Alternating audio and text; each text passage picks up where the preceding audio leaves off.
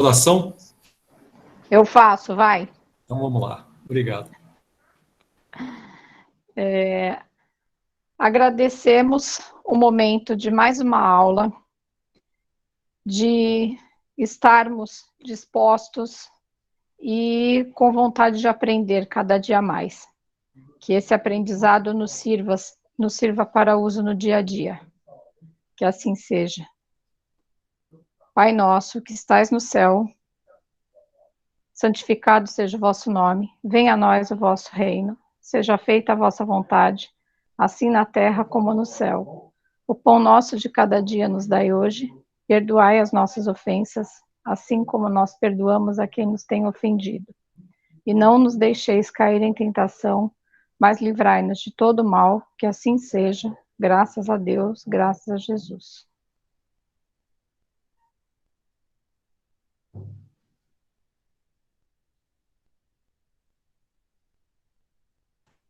Obrigado. Por nada. Então, vamos para a leitura do Evangelho. Capítulo 24, item 17. Carregar sua cruz, quem quiser salvar sua vida, irá perdê-la.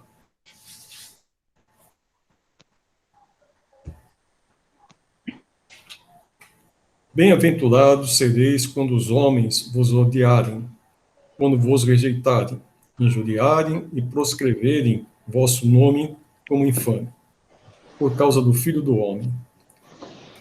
Alegrai-vos nesse dia e exultai, porque grande será a vossa recompensa no céu, pois assim seus pais tratavam os profetas.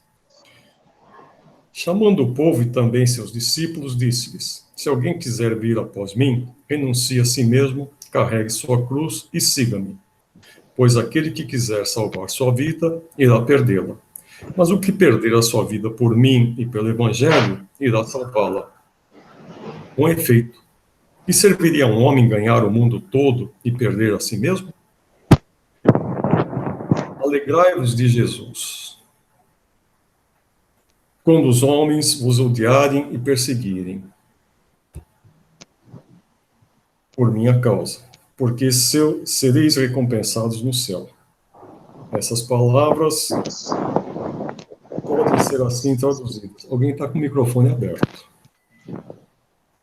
Felizes sereis quando os homens, tratando-vos com má vontade, propiciarem-vos a ocasião de provar a sinceridade de vossa fé, pois o mal que vos fazem retorna em vosso proveito.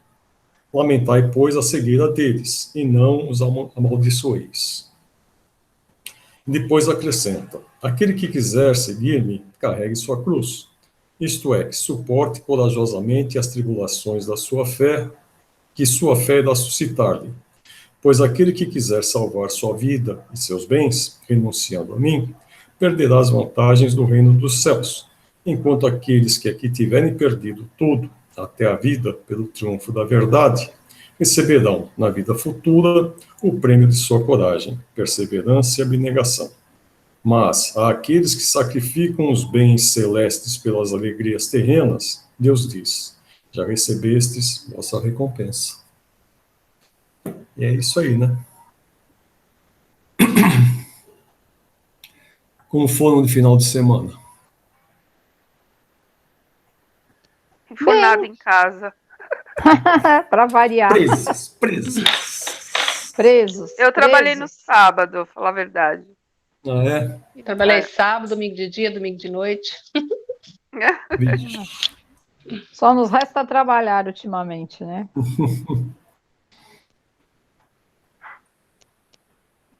Vamos ver, a Denise já entrou, então... Boa noite, gente. Eu entrei um pouquinho atrasada. Mas boa noite, Denise. Boa noite. Teve que mudar aqui para poder gravar. Então, vamos lá. O tema hoje é bem interessante. Nós vamos falar sobre os três reinos. Minerais e as plantas. 585. Que pensais da divisão da natureza em três reinos, ou melhor, em duas classes, a dos seres orgânicos e a dos inorgânicos? Segundo alguns, A espécie humana forma uma quarta classe. Qual dessas divisões é preferível? Todas são boas, conforme o ponto de vista. Do ponto de vista material, apenas há seres orgânicos e inorgânicos. Do ponto de vista moral, há evidentemente 4 graus. Esses 4 graus apresentam, com efeito, caracteres determinados, muito embora pareçam confundir-se nos seus limites extremos. A matéria inerte, que constitui o reino mineral, só tem em si uma força mecânica. As plantas, ainda que compostas de matéria inerte, são dotadas de vitalidade. Os animais, também compostos de matéria inerte, igualmente dotados de vitalidade, possuem, além disso, uma espécie de inteligência instintiva, limitada, e a consciência de sua existência e de suas individualidades. O homem, tendo tudo o que há nas plantas e nos animais, domina todas as outras classes por uma inteligência especial, indefinida, que lhe dá a consciência do seu futuro, a percepção das coisas extramateriais e o conhecimento de Deus. 586. Têm as plantas consciência de que existem? Não, pois que não pensam, só têm vida orgânica. 587. Experimentam sensações, sofrem quando as mutilam?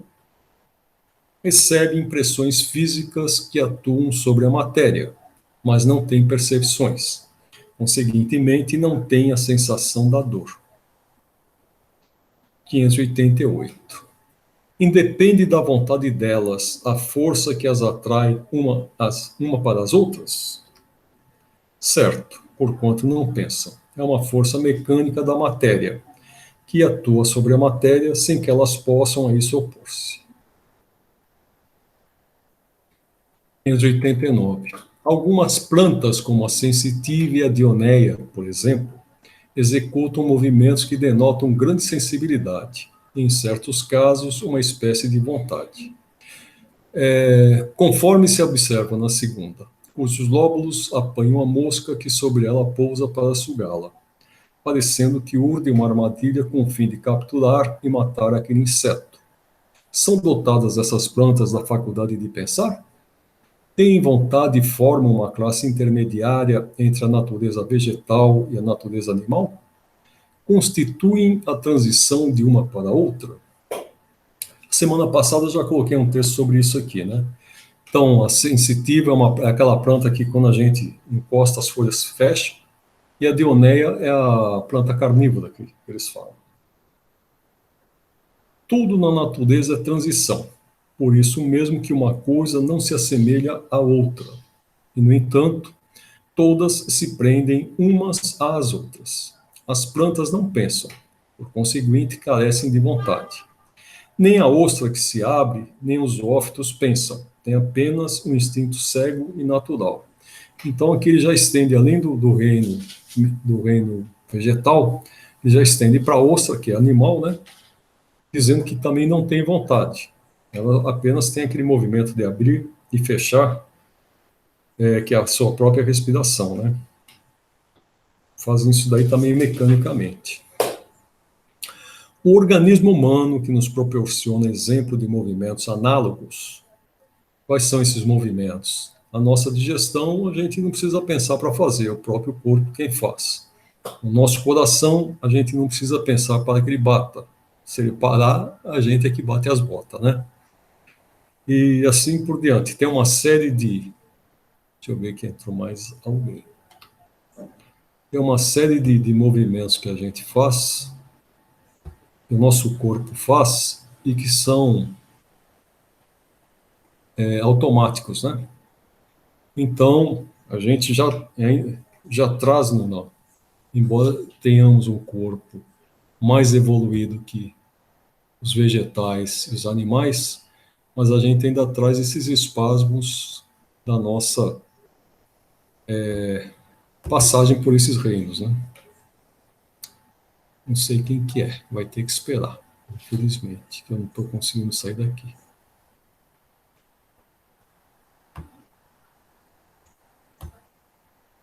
Então, nós estamos nesse entrou. slide aqui. Hein? A Lucimeira entrou agora. Pronto. Não, tem a Tamires aqui também. Ela que estava pedindo. Entrou.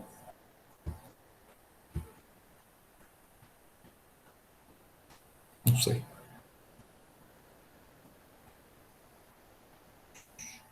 E você?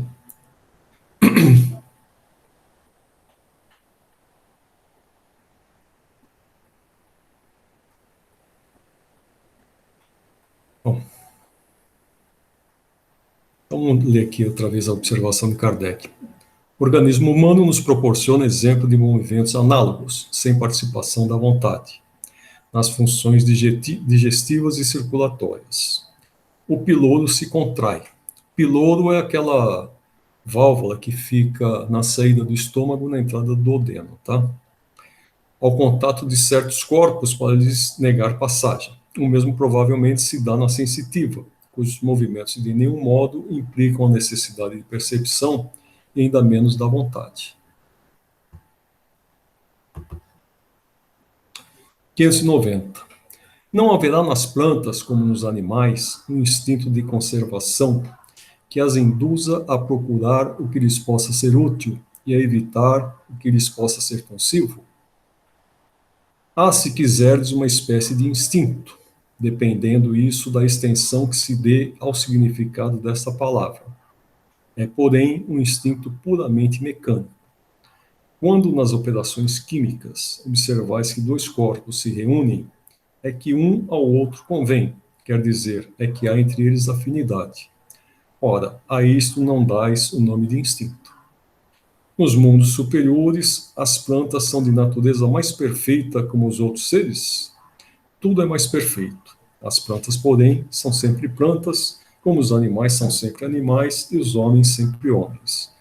Isso aqui ele está falando em relação à evolução. Embora nos mundos superiores ainda existam os três reinos, como estamos vendo aqui, né? Tem a matéria que compõe aquele mundo e tem plantas e animais que fazem parte daquele orbe. Mas eles ainda não fazem parte do que seria o reino nominal, né? Eles ainda não têm o desenvolvimento da parte moral.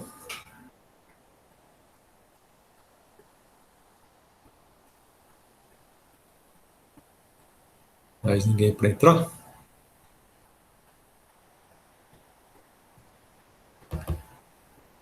Então vamos seguir. Esse é longo.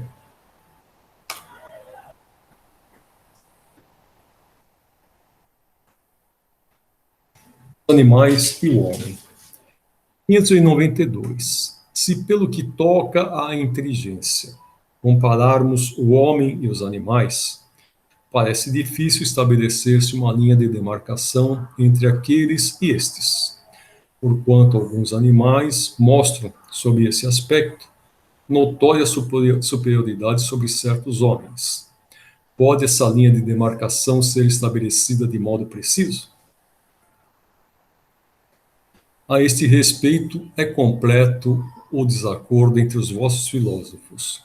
Querem uns que o homem seja um animal, e outros que o animal seja um homem. Estão todos em erro. O homem é um ser à parte, que desce muito abaixo algumas vezes, e que pode também elevar-se muito alto.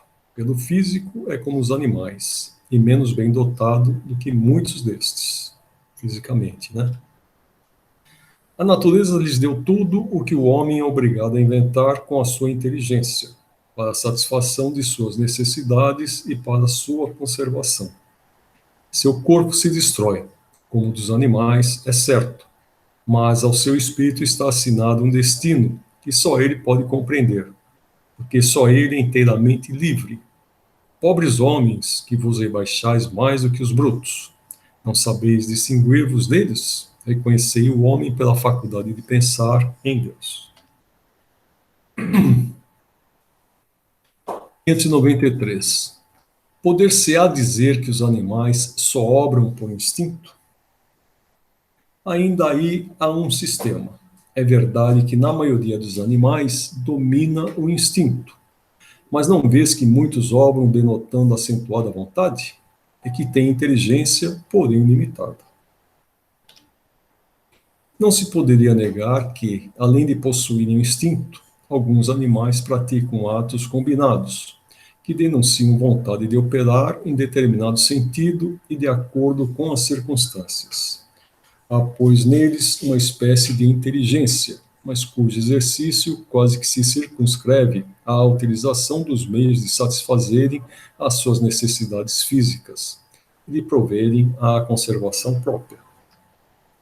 Nada, porém, criam, nem melhor alguma realizam, qualquer que seja a arte com que executem seus trabalhos.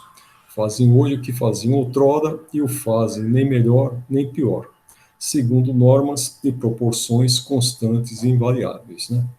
Em relação a essa observação de Kardec aqui, realmente a gente pega às vezes um passarinho, na hora dele tecer o seu ninho, ele faz com tanta habilidade que parece que foi um arquiteto que o ensinou a fazer aquilo, né? Mas ele já tem isso daí por instinto. É interessante porque vai pássaro, volta pássaro, e vai pássaro, e volta pássaro, e eles continuam fazendo exatamente da mesma maneira. Se bem que alguns animais aqui, por exemplo, aquele golfinho que é conhecido como baleia assassina, né? Eles trabalham em conjunto, eles trabalham em equipe. Então, eles cercam um cardume de sardinha, por exemplo, eles vão cercando, cercando, e aí vem, alguns se aproveitam disso, se alimentam, enquanto os outros estão cercando. Enquanto aqueles que se alimentaram voltam a fazer o trabalho dos primeiros, os que ainda não se alimentaram vão se alimentar e assim por diante, né? Seja em outras caçadas que eles façam, eles sempre agem com inteligência, né? Não sei se isso daí é uma maneira repetitiva. Pelo que eu percebo, é que, por exemplo, essa baleia assassina, na caça às sardinhas, ela age dessa maneira, e não são todas que agem assim. Outro grupo que está localizado, outro dia eu estava vendo um filme, eles estão localizados lá no Alasca, por exemplo, eles não atacam as focas, né? Já as que estão lá no Polo Sul, tem algumas equipes que são especializadas em atacar focas e pinguim. Então, depende muito de onde eles estão e da técnica que foi desenvolvida, que é passada de pai para filho, assim por diante, né? Como em alguns casos aqui, a gente pega o macaco prego, ele inclusive usa ferramentas para quebrar, quando ele está lá na caatinga, para quebrar algumas sementes, né? E usa a pedra, coloca em cima de outra pedra e vai usando a pedra com martelo para quebrar. Mas isso é daquela região. Se a gente pegar o macaco prego que vive aqui na Mata Atlântica aqui, que não tem essa necessidade porque ele tem vários outros tipos de alimentação, talvez ele não tenha a mesma habilidade que aquele que está lá na Caatinga, que só tem aquele tipo de alimento. Então vai depender muito de onde o animal está, da técnica que foi desenvolvida, embora exista inteligência nisso, que é passado de um para o outro, mas eles não aprimoram outras técnicas, né? Esses dois grupos, se eles se juntassem, provavelmente um passaria para o outro a técnica adquirida. Dependeria do local onde que eles estejam, para que uma nova técnica fosse criada, eles não teriam essa capacidade de criar uma nova técnica, a não ser com muito tempo de sofrimento naquele local. A cria separada dos de sua espécie não deixa, por isso, de construir o seu ninho de perfeita conformidade com seus maiores, sem que tenha recebido nenhum ensino. O desenvolvimento intelectual de alguns, que se mostram suscetíveis de certa educação, desenvolvimento, aliás, que não pode ultrapassar acanhados limites, é devido à ação do homem sobre uma natureza maleável, porquanto não há aí progresso que lhe seja próprio. Mesmo o progresso que realizam pela ação do homem é efêmero e puramente individual. visto que, entregue a si mesmo, não tarda que o animal volte a encerrar-se nos limites que lhe traçou a natureza. Têm os animais alguma linguagem? Se vos referis a uma linguagem formada de sílabas e palavras, não. Meio, porém, de se comunicar entre si, tem. Dizem uns aos outros muito mais coisas do que imaginais. Mas essa mesma linguagem de que dispõem é restrita às necessidades, como restritas também são as ideias que podem ter. 594A. Há, entretanto, animais que carecem de voz. Esses parece que nenhuma linguagem usam. Não? Compreendem-se por outros meios. Para vos comunicares reciprocamente, vós outros, homens, só dispondes da palavra? E os mudos? Facultada lhe sendo a vida de relação, os animais possuem meios de se prevenirem e de exprimirem as sensações que experimentam. Pensais que os peixes não se entendem entre si? Realmente, né? A baleia, inclusive, tem o canto da baleia que o pessoal já gravou. O homem não goza exclusivamente do privilégio da linguagem. A dos animais, porém, é instintiva e circunscrita pelas suas necessidades e ideias, ao passo que a do homem é perfectível e se presta a todas as concepções da sua inteligência.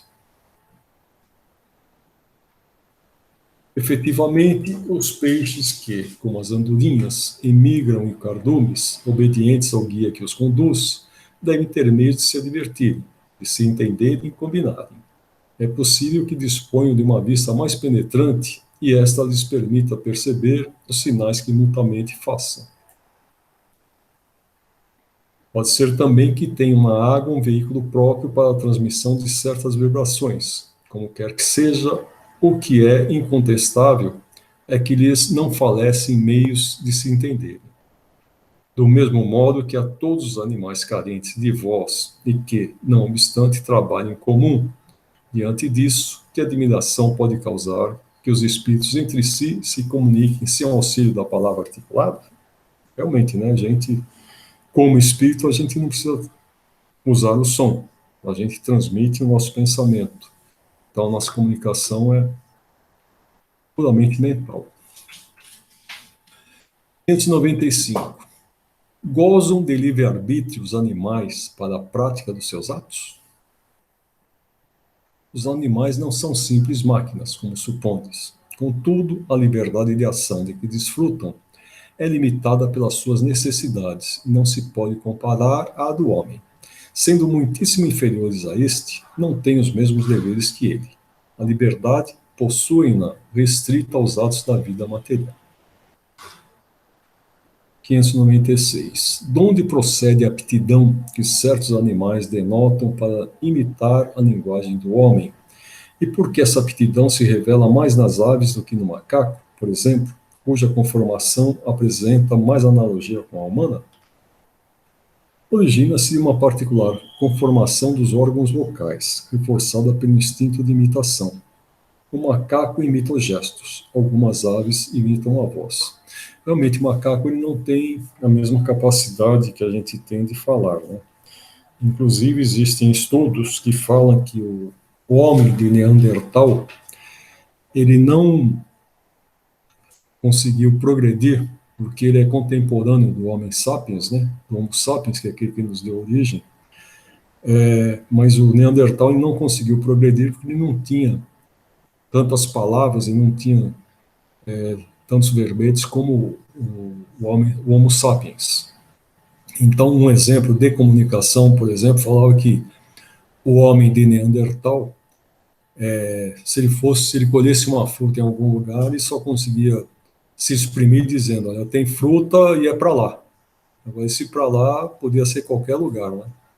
Ao passo que o Homo sapiens já conseguia dizer que tem fruta, é para lá, perto daquele morro, tem uma árvore assim, e ele já dava mais algumas dicas, né? Então, com isso daí, os sapiens, ele foi se desenvolvendo muito mais do que o Neandertal. Embora exames genéticos conseguem confirmar que a gente tem uma porcentagem do homem de Neandertal no nosso genes. É pequeno, né? 597.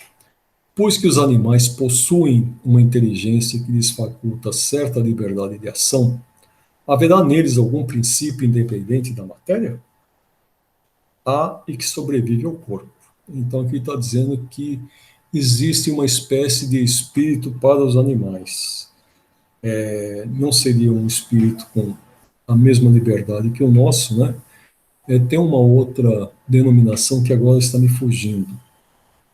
Não fala que é espírito, mas, inclusive no caso dos animais, bom, vamos seguir aqui, não sei se ele vai perguntar, mas no caso dos animais, assim que ele desencarna, esse espírito, essa forma que o anima, ela já vai renascer quase que em seguida. Será esse princípio uma alma semelhante à do homem? Está a resposta aqui.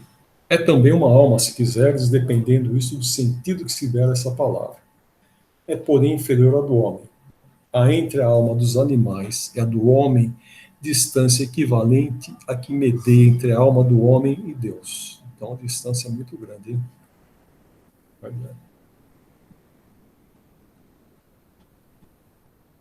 Acho que está logo ali, mas a gente chegar próximo dele é longe. 598. Após a morte, conserva a alma dos animais a sua individualidade e a consciência de si mesma? Conserva a sua individualidade. Quanto à consciência do seu eu, não. A vida inteligente lhe permanece em estado latente. 599. A alma dos animais é dado escolher a espécie de animal em que encarne? Não, pois que lhe falta livre-arbítrio. 600. Sobrevivendo ao corpo em que habitou, a alma do animal vem achar-se depois da morte num estado de erraticidade como a do homem? Fica numa espécie de erraticidade, pois que não mais se acha unido ao corpo, mas não é um espírito errante. O espírito errante é um ser que pensa e obra por sua livre vontade. De idêntica faculdade não dispõe os animais. Então, embora ele possa permanecer algum tempo na erraticidade, ele não vai ter a mesma liberdade que teria o espírito de hominal, né? A consciência de si mesmo é o que constitui o principal atributo do espírito. O do animal, depois da morte, é classificado pelos espíritos a quem incumbe essa tarefa, e utilizado quase que imediatamente. Não lhe é dado tempo de entrar em relação com outras criaturas. 601. Os animais estão sujeitos, como o homem, a uma lei progressiva? Sim, e daí vem que nos mundos superiores, onde os homens são mais adiantados, os animais também o são, dispondo de meios mais amplos de comunicação. São sempre, porém, inferiores ao homem e se lhe acham submetidos, tendo neles o homem servidores inteligentes. Nada nisso de extraordinário. Tomemos os nossos mais inteligentes animais, o cão, o elefante, o cavalo. Imaginemo-los dotados de uma conformação apropriada a trabalhos manuais, que não fariam sob a direção do homem? Hoje não precisa ir longe, né? Os animais aí, para detectar droga nos lugares, eles têm, um cão, por exemplo, tem uma percepção 10 vezes maior do que qualquer homem, né? 10 vezes, acho que até mais que isso daí. Então já fazem trabalhos que, sob a direção do homem, que ajuda toda a coletividade, né? 602. Os animais progridem, como o homem, por ato da própria vontade ou pela força das coisas? Pela força das coisas, razão porque não estão sujeitos à expiação. 603. Nos mundos superiores, os animais conhecem a Deus? Não. Para eles, o homem é um Deus, como outrora os espíritos eram deuses para o homem. 604. Pois que os animais, mesmo os aperfeiçoados, existentes nos mundos superiores, são sempre inferiores ao homem, segue-se que Deus criou seres intelectuais perpetuamente destinados à inferioridade, o que parece um desacordo com a unidade de vistas e de progresso que todas as suas obras revelam. Tudo na natureza se encadeia por elos que ainda não podeis apreender. Assim, as coisas aparentemente mais díspares têm pontos de contato que o homem, no seu estado atual, nunca chegará a compreender. Por um esforço da inteligência, poderá entrevê-los, mas somente quando essa inteligência estiver no máximo grau de desenvolvimento e liberta dos preconceitos, do orgulho e da ignorância, logrará ver claro na obra de Deus.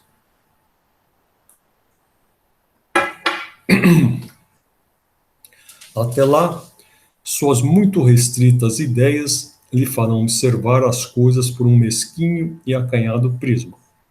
Sabei não ser possível que Deus se contradiga e que, na natureza, tudo se harmoniza mediante leis gerais, que por nenhum de seus pontos deixam de corresponder à sublime sabedoria do Criador. 604A. A inteligência é então a propriedade comum, um ponto de contato entre a alma dos animais e a do homem? É. Porém, os animais só possuem a inteligência da vida material. No homem, a inteligência proporciona a vida moral. 605. Considerando-se todos os pontos de contato que existem entre o homem e os animais, não seria lícito pensar que o homem possui duas almas, a alma animal e a alma espírita, e que, se esta última não existisse, só como o bruto poderia ele viver? Por outra, que o animal é um ser semelhante ao homem, tendo de menos a alma espírita. Dessa maneira, de ver resultaria serem os bons e os maus instintos do homem, efeito da predominância de uma ou outra dessas almas? Não. O homem não tem duas almas. O corpo, porém, tem seus instintos, resultantes da sensação peculiar aos órgãos. Dupla no homem só é a natureza. Há nele a natureza animal e a natureza espiritual. Participa pelo seu corpo da natureza dos animais e de seus instintos. Por sua alma participa da dos espíritos. Então, se ele se deixa levar pelo instinto, é a natureza animal, né? Se ele se deixa levar pela moral, é o seu espírito que está ali raciocinando. 605A. De modo que, além de suas próprias imperfeições, de que cumpre ao espírito despojar-se, tem ainda o homem que lutar contra a influência da matéria? Quanto mais inferior é o espírito, tanto mais apertados são os laços que o ligam à matéria. Não o vedes? O homem não tem duas almas. A alma é sempre única em cada ser. São distintas uma da outra, a alma do animal e a do homem, tal ponto que a de um não pode animar o corpo criado para o outro. Então, aqui é aquela ideia, principalmente dos hindus, né, que a gente pode, das variações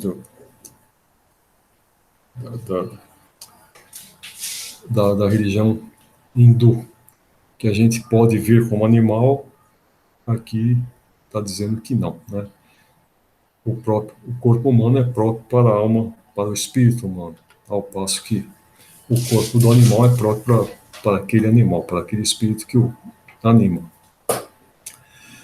Enquanto não tem alma animal, que por suas paixões univere aos animais, o homem tem um corpo que, às vezes, o rebaixa até eles. Por isso que o corpo é um ser dotado de vitalidade e de instintos, porém ininteligentes, estes e restritos ao cuidado que a sua conservação requer. Então, se a gente se deixa levar pelo instinto, a gente acaba se tornando um animal, né? Embora tenha um espírito próprio para o reino nominal, mas levando-se, deixando-se levar pelas paixões, pelos vícios, a gente vai se equivaler ao animal. vai se igualar ao animal, né? Encarnado no corpo do homem, o espírito lhe traz o princípio intelectual e moral, que o torna superior aos animais. As duas naturezas nele existentes dão às suas paixões duas origens diferentes.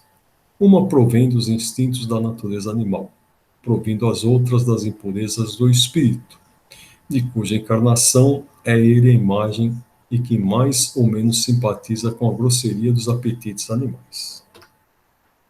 Purificando-se, o espírito se liberta pouco a pouco da influência da matéria. Sob essa influência, aproxima-se do broto. Isento dela, eleva-se à sua verdadeira destinação.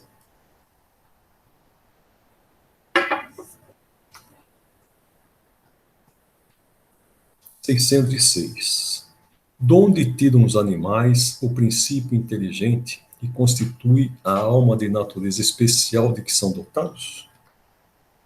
Do elemento inteligente universal.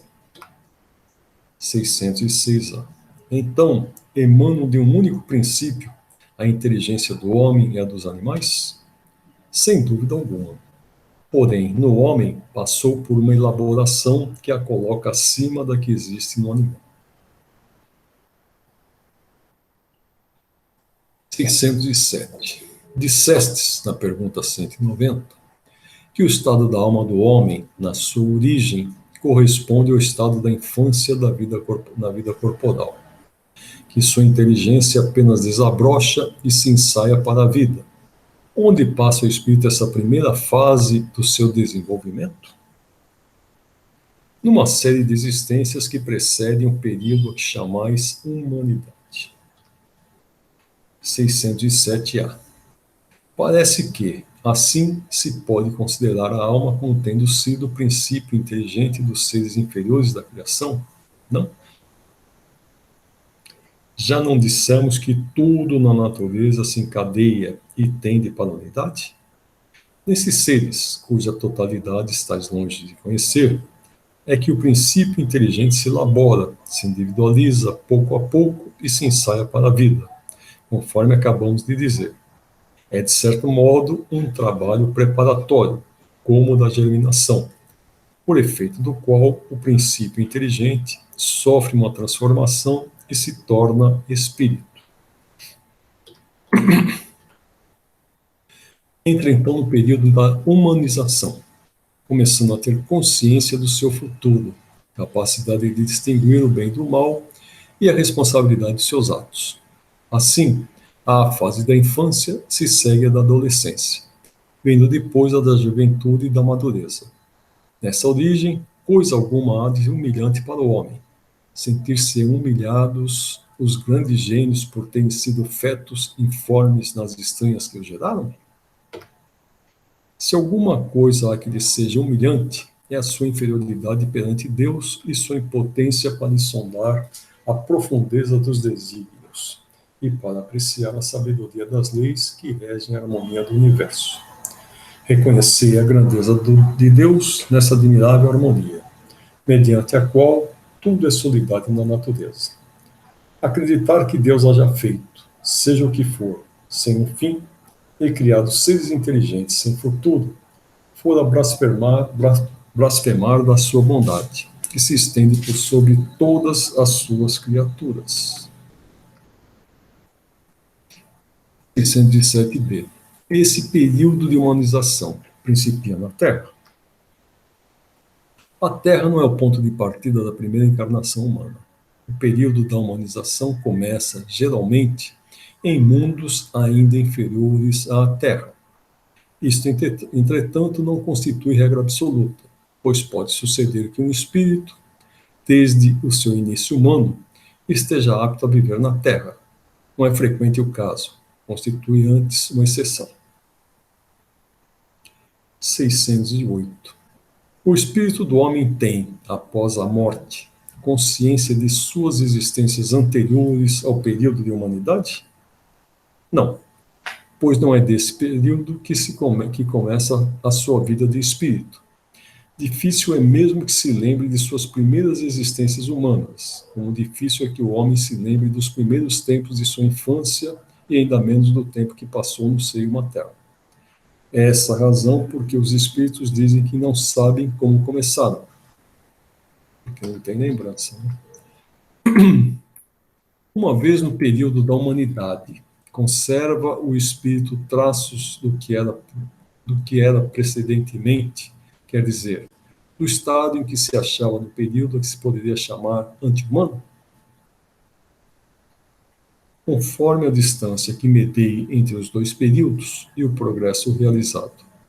Durante algumas gerações, pode-lhe conservar vestígios mais ou menos pronunciados do estado primitivo, porquanto nada se opera na natureza por brusca transição. Há sempre anéis que ligam as extremidades da cadeia dos seres e dos acontecimentos. Aqueles vestígios, porém, se apagam com o desenvolvimento do livre-arbítrio. Os primeiros progressos só muito lentamente se efetuam, porque ainda não têm a secundá-los à vontade. Vão em progressão mais rápida, à medida que o espírito adquire mais perfeita consciência de si mesmo. 610.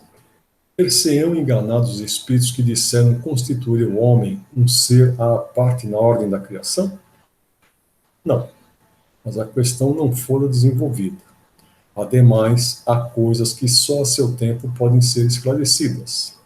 O homem é, com efeito, um ser à parte, visto possuir faculdades que o distinguem de todos os outros e ter outro destino. A espécie humana é a que Deus escolheu para a encarnação dos seres que podem conhecer.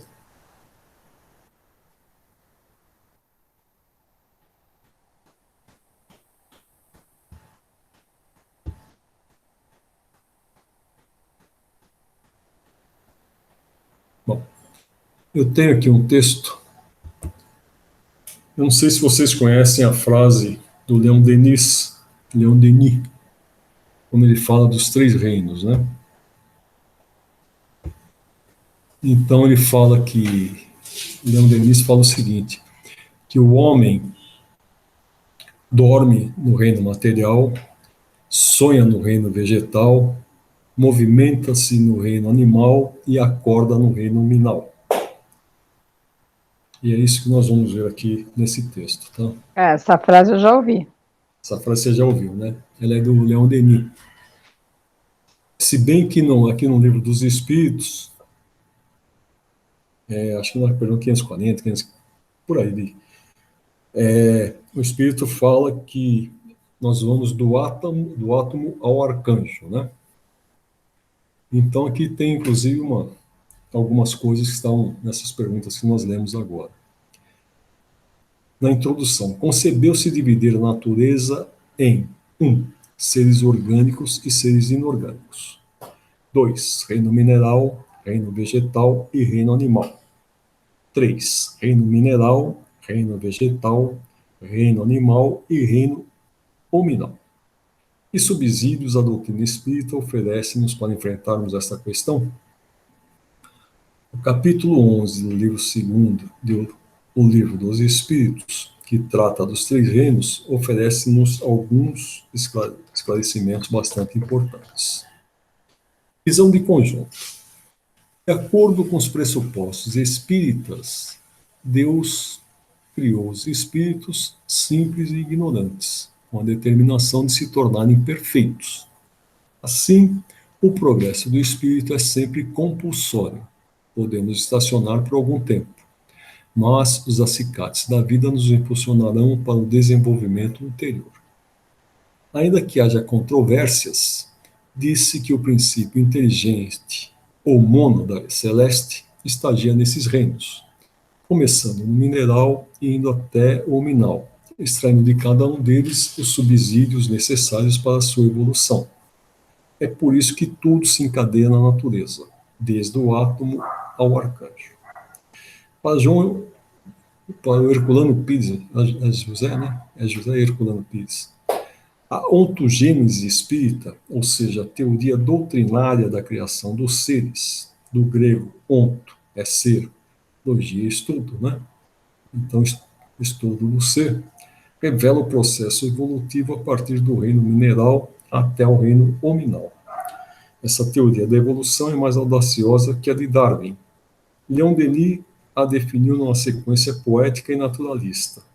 O homem dorme, a alma dorme na pedra, sonha no vegetal, agita-se no animal e acorda no homem.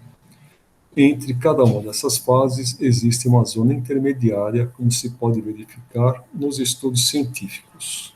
Aqui eu coloquei como sendo do Chico, porque o Chico tinha feito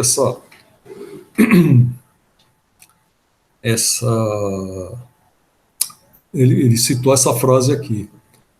A alma dorme na pedra, sonha no vegetal, agita-se no animal e acorda no homem e sublima-se no angelical. Então ele fez uma variação dessa frase do Leon Denis. O reino mineral. Allan Kardec escreve pouco sobre esse reino. Diz-nos que ele é constituído de matéria inerte e não possui mais do que uma força mecânica.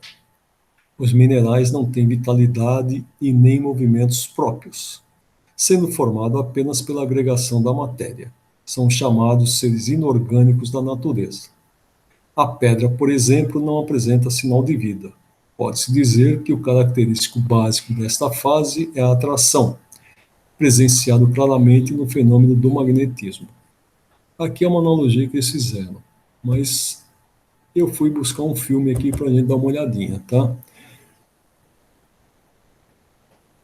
Vocês estão conseguindo ver o filme? Sim. Sim. Mas é sem som, né? Ou tá com som? Não, também? eu escutei um som. Ah, é? Então vamos deixar que ele... Mas tá baixinho.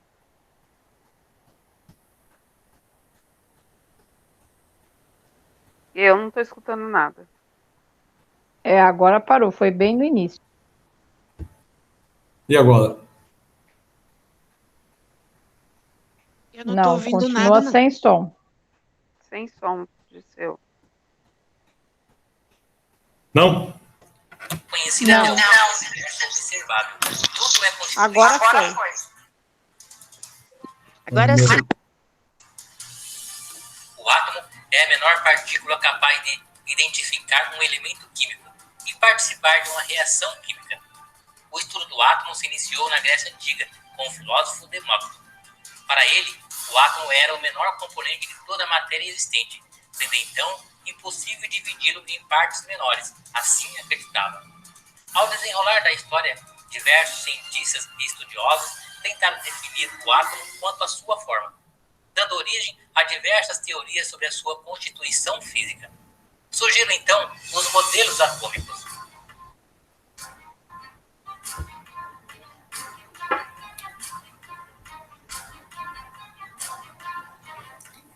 Modelo de Dalton bola de bilhar, 1803. Em 1803, para John Dalton, a teoria de Leucipo e Demócrito era bastante coerente. Segundo esse modelo, os átomos eram as menores partículas possíveis, assumiam formas esféricas e possuíam massa semelhante caso fosse correspondente ao mesmo elemento químico. Através da descoberta do elétron, partícula constituinte do átomo com carga elétrica negativa, o modelo de Dalton ficou desfasado. Assim, com os estudos de Thomson, um novo modelo foi idealizado. Surgiu um átomo mais próximo do que se tem hoje em 1897.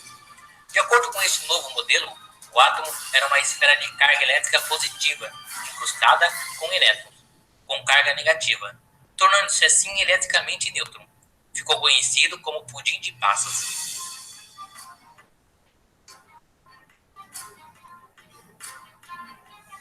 Modelo de Rutherford-Bohr, Sistema Planetário, 1908-1910.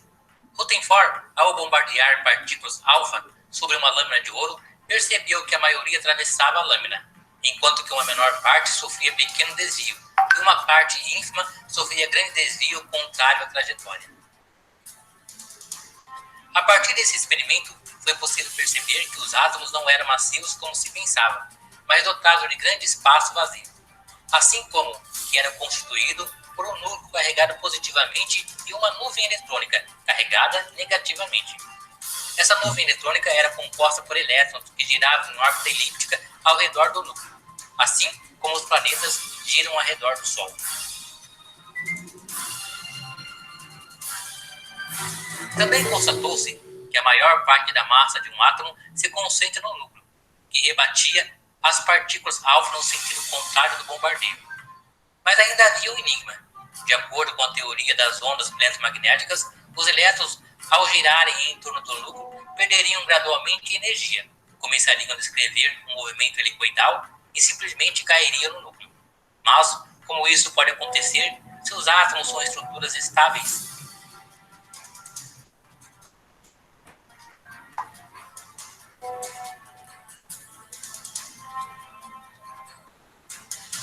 Dois anos após Rutherford ter exposto o seu modelo atômico, Niels Bohr o aperfeiçoou. A teoria de Bohr pode ser fundamentada em 3 postulados. Primeiro, os elétrons descrevem ao redor do núcleo orbitais seculares com energia fixa e determinada, sendo denominados orbitais estacionários. Segundo, durante o movimento nas orbitais estacionárias, os elétrons não emitem energia espontaneamente. Terceiro, quando o elétron recebe energia suficiente do meio externo, realiza um salto quântico, migra entre 2 orbitais. E como tende a voltar ao orbital inicial, a energia recebida é emitida na mesma quantidade para o meio, sendo essa energia recebida e emitida a diferença energética entre os 2 orbitais. Os átomos são compostos de pelo menos um próton e um elétron, podendo apresentar nêutrons.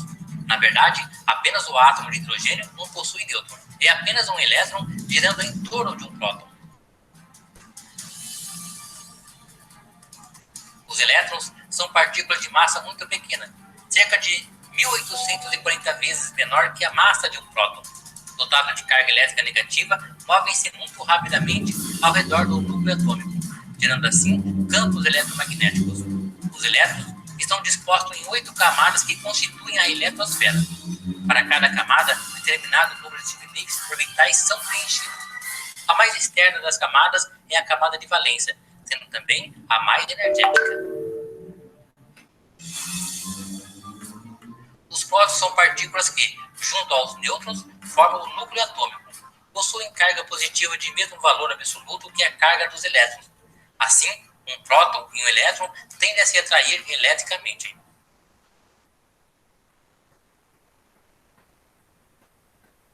Os nêutrons, junto aos prótons, formam o núcleo atômico. E como possuem massa bastante parecida, perfazem 99% de toda a massa do átomo.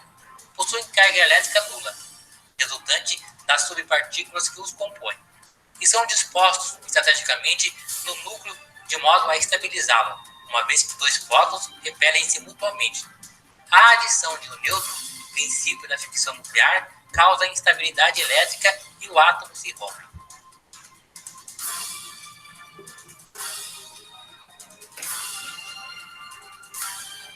Na tabela periódica dos elementos estão constituídos todos os átomos descobertos até agora.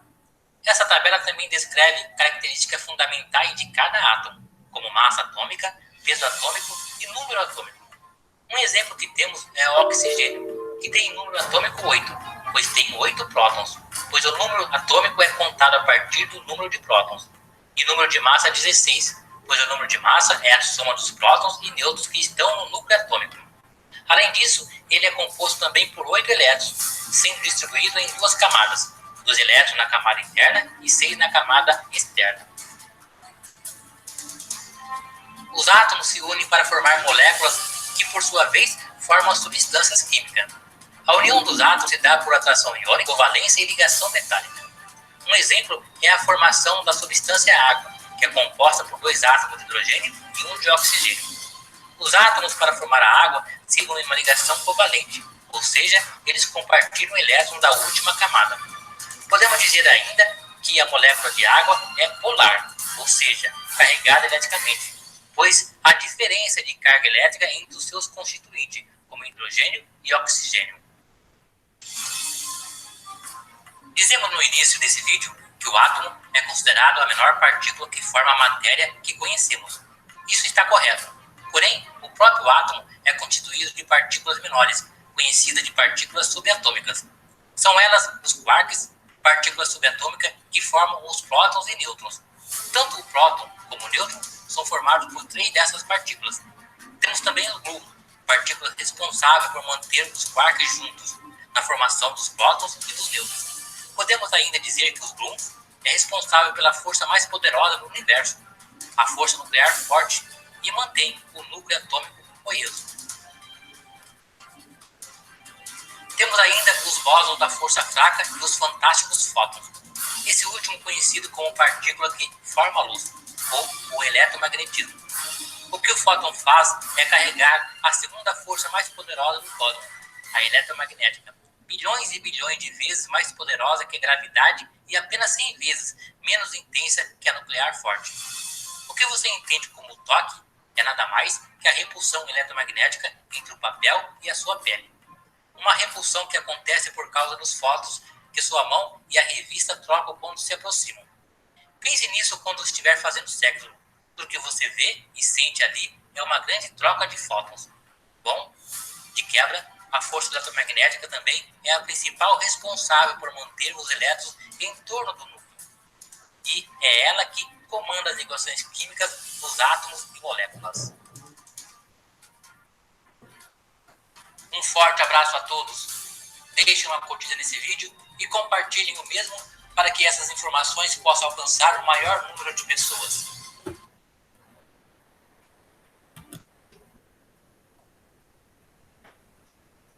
Então, uma coisa importante que foi dito ali, eu não sei se vocês percebem que o microcosmos, né, o átomo, a constituição dele é como no macrocosmos. Se a gente pegar os astros, por exemplo, a Terra seria como se fosse um elétron rodando ao redor de um núcleo que seria o Sol. Então, a semelhança do microcosmos com o macrocosmos é muito grande, né? Não é esse aqui não. Esse aqui é do meu trabalho. É esse aqui que nós estamos vendo. Então, vamos lá. Por que eu apresentei esse filme para vocês? Principalmente pelo seguinte: nem o átomo está parado, né? Embora a gente olhe para uma rocha, parece que a rocha esteja ali parada, mas os átomos estão todos em movimento, estão fazendo aquelas ligações, como ele falou ali, a ligação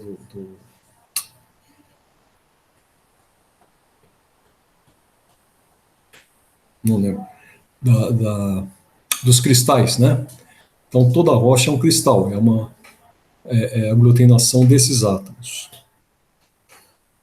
Então, além da atração, que seria feita por esses cristais, nós temos também os elétrons migrando de uma área para outra, embora a gente não perceba, porque ele é infinitamente pequeno, né?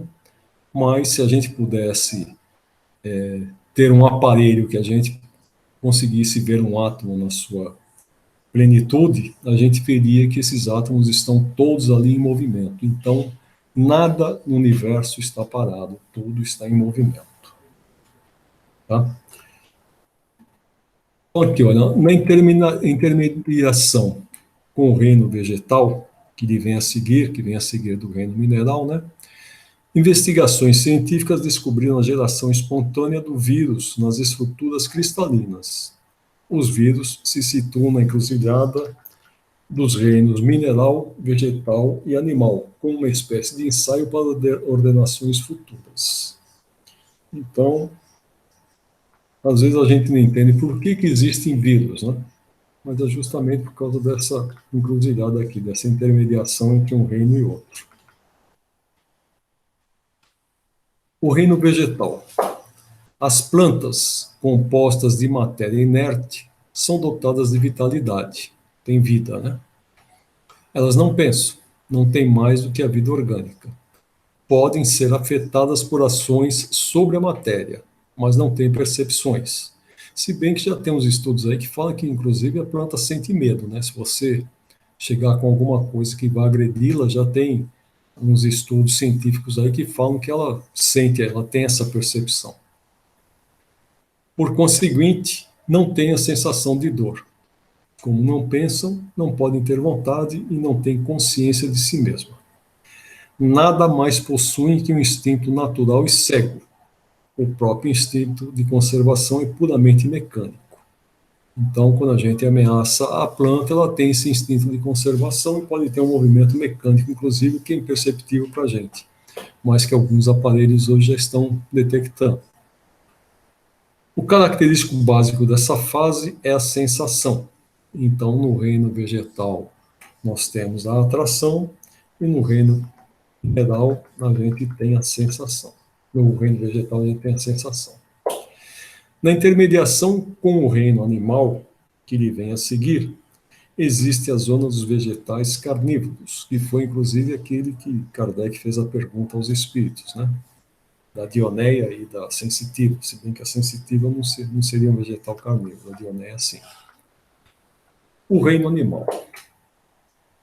Os animais constituídos de matéria inerte e dotados de vitalidade têm uma espécie de inteligência instintiva, limitada, com a consciência da sua existência e de sua individualidade.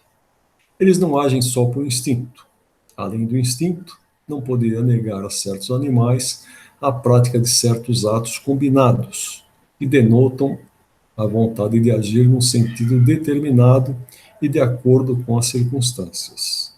Há neles, portanto, uma espécie de inteligência, mas cujo exercício é mais precisamente concentrado sobre os meios de satisfazer as suas necessidades físicas e prover à conservação. Não há entre eles nenhuma criação, nenhum melhoramento. Qualquer que seja a arte que admiremos em seus trabalhos, aquilo que faziam antigamente é o mesmo que fazem hoje. É o caso dos passarinhos tecendo seus ninhos, né? Ou das abelhas fazendo a colmeia, fazendo o mel, né? Sempre já existem estudos que falam que aquela forma hexagonal da colmeia é a mais resistente para calor, para uma série de comodidades. Tem, inclusive, hoje existe uma ciência que estuda as coisas da natureza e procura usar essa, seja vegetal, seja do reino vegetal, seja do reino animal, né? Eles estudam esses processos e procuram imitá-lo na arquitetura. Então, por exemplo, aquele museu que inauguraram há pouco tempo no Rio, lá, no Rio de Janeiro, a forma dele é como se fosse a espinha de um peixe. Foi inspirada na espinha de um peixe. Tem outras coisas que tem lá que é, inclusive, para manter a temperatura, o meio ambiente, o ambiente interno dele de uma forma mais agradável. Então, a estrutura foi espinha de peixe, e essa parte do conforto térmico que tem lá dentro são outras formas que aprenderam também com a natureza. O João de Barro, por exemplo, constrói o seu ninho sempre da mesma maneira. Eu não sei se vocês sabem, no interior o pessoal fala, dependendo de como, para onde está a porta da entrada do ninho do João de Barro, é de onde a chuva vem menos intensa. Então, se você pegar na parte de trás que não tem porta, é onde a chuva vai vir com maior intensidade, né?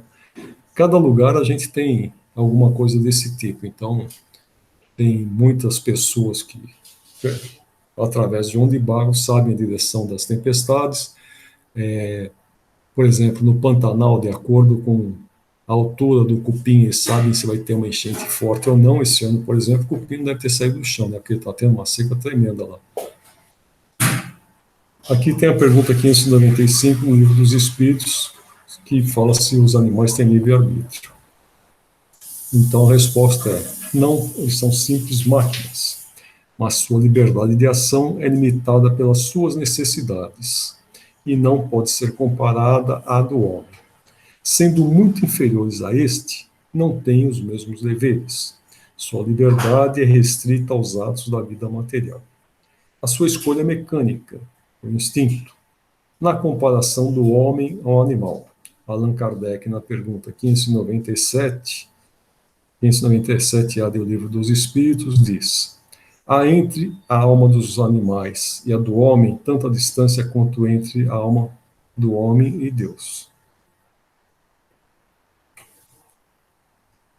Aqui é a resposta dos espíritos, né? A característica principal dessa fase é a elaboração do instinto. Na zona de intermediação entre o reino animal e o reino nominal estão situados os antropóides. Nós já estudamos ali atrás que tem os elementais, tanto entre o reino material e o reino vegetal, quanto entre o reino animal e o reino hominal. Os elementais que estão nessa fase aqui já teriam um pouco de raciocínio, já teriam comunicação, mas ainda são considerados aqueles espíritos bem zombeteiros, né? Aqueles espíritos que não têm responsabilidade nenhuma.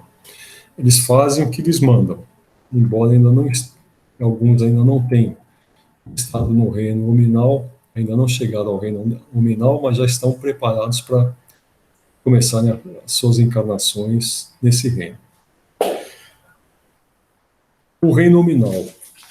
O homem, tendo tudo que existe nas plantas e nos animais, domina todas as outras classes por uma inteligência especial, ilimitada, que lhe dá a consciência do seu futuro, a percepção das coisas extramateriais e o conhecimento de Deus. André Luiz, no livro A Evolução em Dois Mundos, cita que o princípio inteligente estagiando na ameba adquire os primeiros automatismos do tato. Nos animais aquáticos, o olfato. Nas plantas, o gosto. Nos animais, a linguagem. Então, em cada estágio que nós fizemos aqui, desde a ameba, né, até chegar ao reino animal, a gente foi adquirindo alguns automatismos, né? Então, como o tato, o olfato, o gosto e a linguagem. Hoje somos o resultado de todos os automatismos adquiridos nos vários reinos da natureza. Assim, no reino mineral, adquirimos a atração.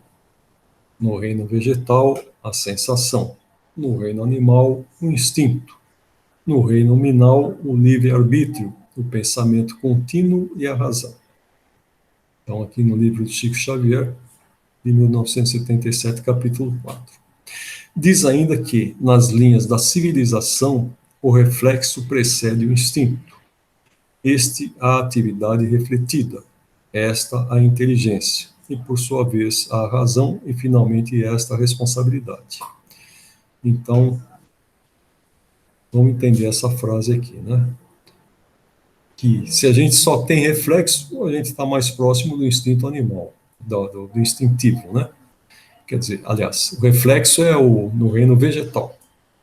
Quando a gente tem instinto, a gente já está no reino animal. E isso aqui é tudo que antecede a atividade refletida. O que é? É a inteligência. Uma vez tendo a inteligência, a gente chega à razão. Aí quando a gente tem o raciocínio, a gente sabe que é certo e que é errado. E, finalmente, a responsabilidade, né? Quando a gente assume, finalmente, a nossa condição de um ser pensante, de um ser moralmente evoluído, e que a gente está aqui estagiando para nos purificarmos cada vez mais. A característica principal deste reino, do reino nominal, com uma síntese de todos os anteriores, é o aparecimento do pensamento contínuo, do livre-arbítrio e da responsabilidade moral.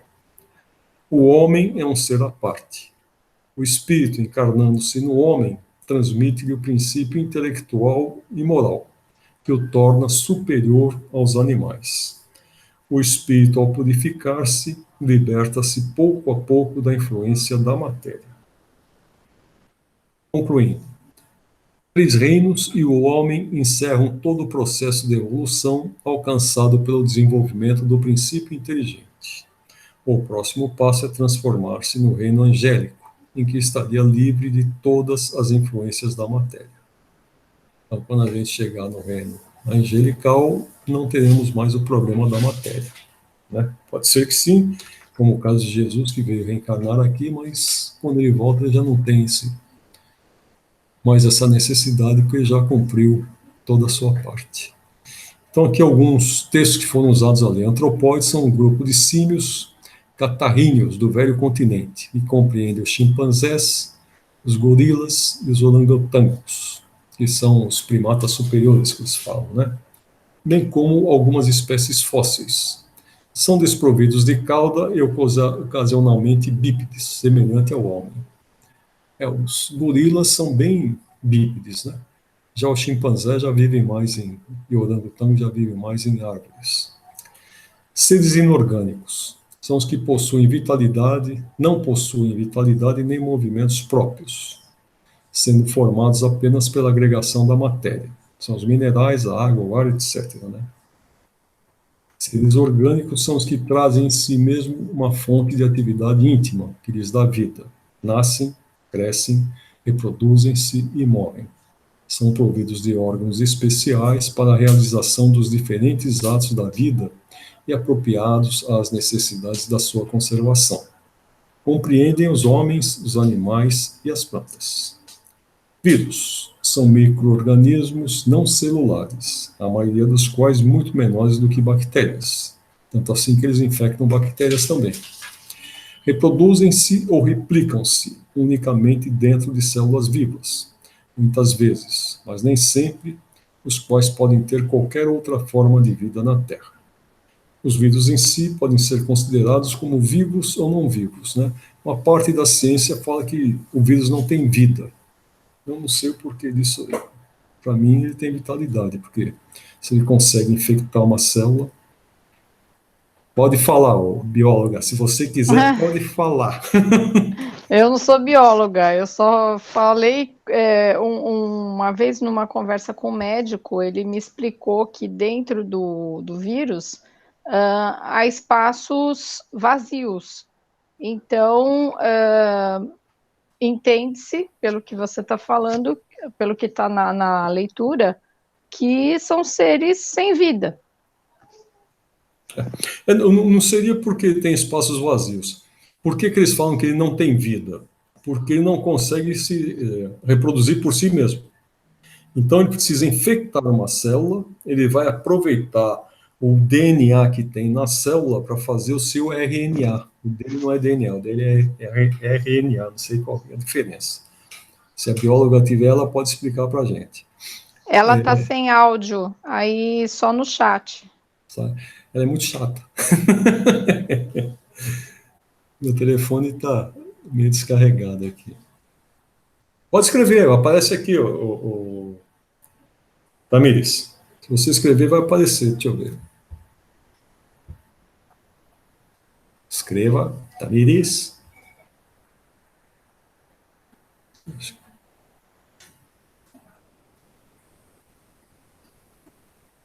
Acho que ela não está escutando.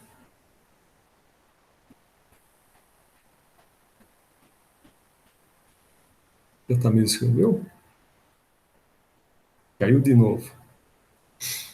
Ela fica tropeçando aí, fica caindo, né?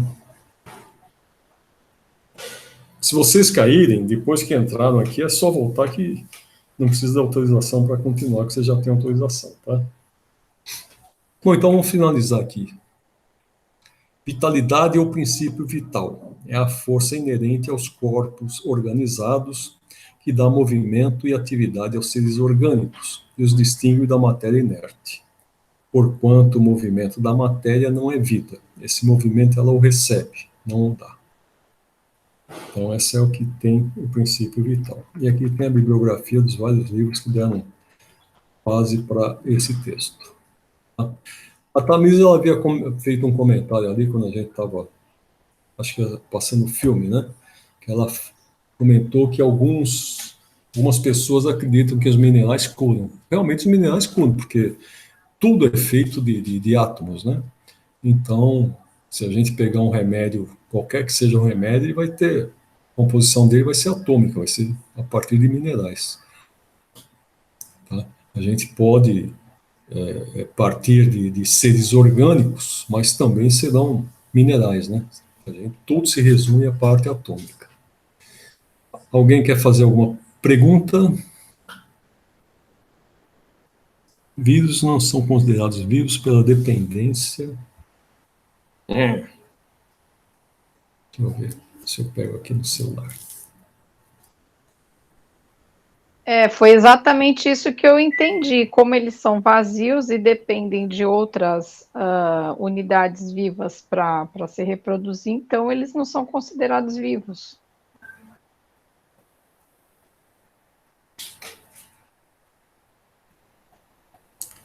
Ela escreveu várias coisas aqui. Onde que ela está escrevendo? Ela está no chat, ela está escrevendo no chat agora. Eu falei que ela é chata.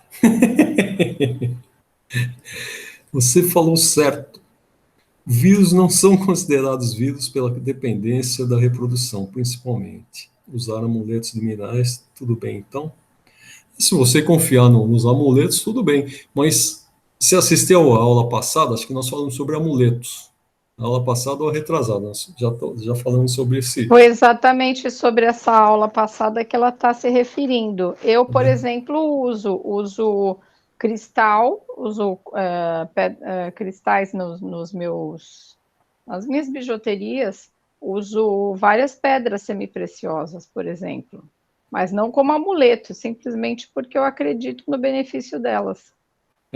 Se você pensar que tem muito centro espírita, inclusive, que faz, eu não sei, a fluidoterapia com a cromoterapia, você já viu alguma casa que faça isso? Pessoalmente não conheço, mas já ouvi muito falar. Eu conheço várias casas que fazem isso daí. A cromoterapia é através da luz, né? Então, cada cor tem um significado. Por exemplo, o verde é saúde. Eu não lembro mais as características de cada cor. Mas cada cor do arco-íris já tem uma função. E eles usam a característica que tem da luz, que inclusive, se eu me engano, o próprio budismo, a yoga, fala, cada chakra da gente, inclusive, é uma cor, são as 7 cores do arco-íris, né? Cada um tem a sua cor em relação ao arco-íris. Vai desde a parte de cima, que é o violeta, né? Até a inferior, que seria o vermelho, que seria o infravermelho. Mas eles associam a cada vibração, porque cada uma tem uma vibração, associam essa vibração aí na cura de determinados males. Quem queria falar? Cristina? Não, eu falei que com as pedras ocorre mais ou menos a mesma coisa. E a Tamires falou que só conhecia a cromoterapia em clínicas. Não, tem centros espíritas que trabalham com isso, sim. Sim. Conheço vários. E funciona. Então, é uma variação. O espiritismo ele vai se apropriando de algumas técnicas de outras religiões, né?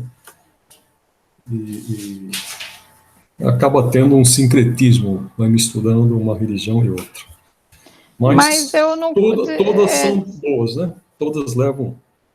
Sim, mas nesse sentido eu não creio que seja como religião, e sim, ou como qualquer crença, mas como ciência, porque algumas coisas já foi comprovado que funciona mesmo, né? Sim, então, sim. Eles acabam, como o espiritismo, ele está associado à ciência, por isso eu creio no uso nos centros espíritas por conta disso.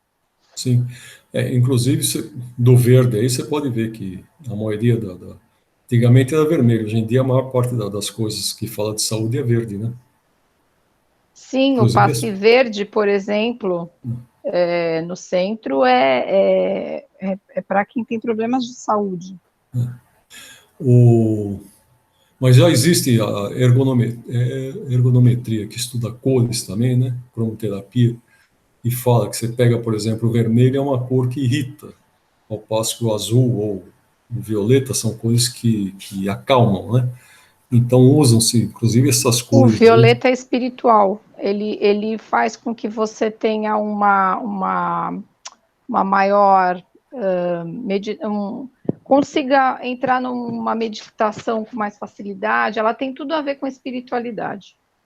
Mas independente da espiritualidade ou não, tem a ciência, e não tem essa conotação espírita, né? Mas ela fala, por exemplo, se você quer um local de criação, você vai pintar de amarelo. Se eu não me engano, amarelo é da criação. Se você tem um lugar de reunião, que você quer um local calmo, você pinta de azul, e assim por diante. A minha empresa lá no interior, a esposa de um dos sócios, ela tinha estudado essa parte, então as salas eram pintadas de acordo com a cor que ela determinava lá para aqui é criação, vamos pintar de amarelo, aqui é reunião, vamos pintar de azul. Então só temos essas duas cores nas salas lá, mas cada uma era com uma finalidade e tinha a cor própria. Eu sei que na subida da 23 de maio, quando vem do aeroporto em direção ao centro, quando está chegando ali, que vai passar embaixo da Paulista ali, né, como que é aquela estação lá bom, passa lá na sequência da Paulista. Tinha um prédio que era todo vermelho, e o Detran pediu para mudar a cor daquele prédio lá, porque o pessoal ficava preso nos congestionamentos, e aquele prédio, como era um vermelho, terra, um vermelho, assim, parecia ferrugem, que isso daí estava irritando as pessoas. Fizeram um estudo lá e pediram para mudar a cor do prédio. Nossa, eu conheço, Isso é velho. é o MASP, não é? Na Paulista, que tem vermelho? Mas é só uma cinta ali, né? Aquele prédio, como ele ficava bem na subida, ele era um prédio grande, era um prédio residencial, inclusive. Ali, quando você sai do Ibirapuera, começa aquela subida que vai sair lá passa embaixo da estação do metrô ali. Aquilo ali realmente, não sei. Na época, saiu o comentário que eles tinham pedido para mudar justamente porque aquela cor estava mexendo com a parte psicológica dos motoristas ali, deixando-os cada vez mais nervosos. Então, quem vai encerrar hoje para a gente? Está dando a hora. Quem está com vontade de encerrar? Meninas, mexam-se aí para a oração final, porque Eu já fiz a abertura. Quem não fez tem que fazer. Candidatas? Sob livre e espontânea pressão. Candidatas, todo mundo em vermelho, ninguém quer falar. Pode ser eu, professor. Então vamos lá, Denise, por favor. Para compensar minhas faltas. É? É compensação de falta que a gente faz na escola, e vai ser eu.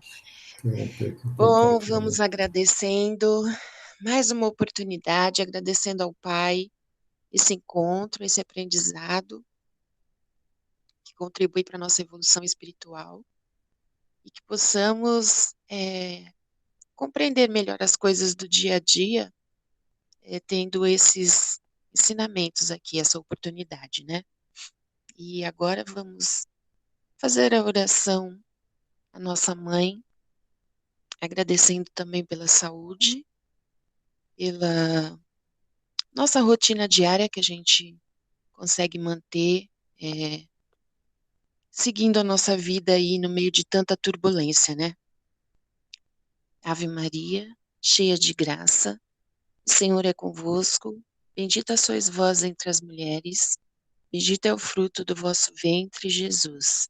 Santa Maria, Mãe de Jesus, rogai por nós, pecadores, agora e na hora de nossa passagem. Amém. Eu agradeço a oportunidade de ter conseguido estar aqui hoje, porque tem sido bem complicado para mim, mas eu tenho fé que vai melhorar. É só teimar que melhora. Não pode desistir, né, professor? Não. Melhora sim, pensamento positivo. Mas isso é interessante, porque a gente, quando começa assim, que a gente tem um objetivo no espiritismo, sempre tem um irmãozinho para querer atrapalhar a gente, viu? É verdade. Então, boa noite para vocês e até a semana que vem. Boa semana para todos, tá? Boa noite a todos. Boa noite, boa semana. Boa semana para todo mundo.